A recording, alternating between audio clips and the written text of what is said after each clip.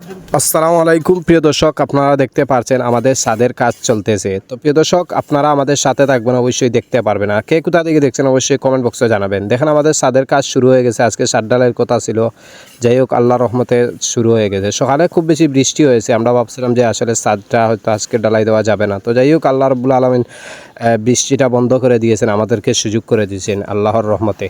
তো প্রিয় দর্শক, দেখতে পারছেন আমাদের সাতডালে একটা পার্টিকে এই কাজটি দিয়েছিলাম আমরা 25,000 টাকা, সরি।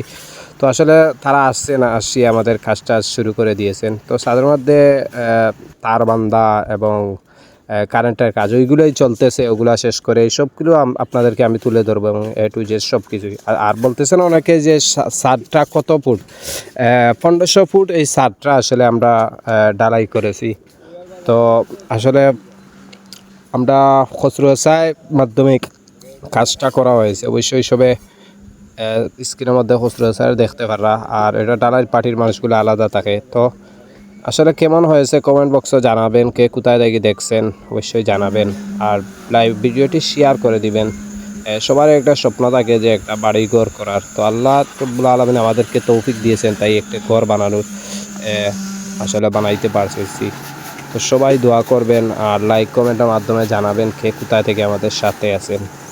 তো আসলে আমাদের সাথে থাকবেন, তো আসলে দেখবেন একটু একটু করে আমি সবগুলোই আপনাদের সামনে উপস্থাপনা করতেছি। তো দেখবেন, অবশ্যই সাথে থাকবেন আর কমেন্ট বক্সে জানাবেন। প্রত্যেকটা মানুষেরই একটা আশা থাকে, এটা ঘর বানানোর, একটা বাড়ি বানানোর, এটাই মানুষের একটা আশা। তো আল্লাহ তৌফিক দিলে সব কিছুই সম্ভব হয়। তো আল্লাহ রহমতে করতে পারতেছি। সো সবাই ভিডিওটি শেয়ার করে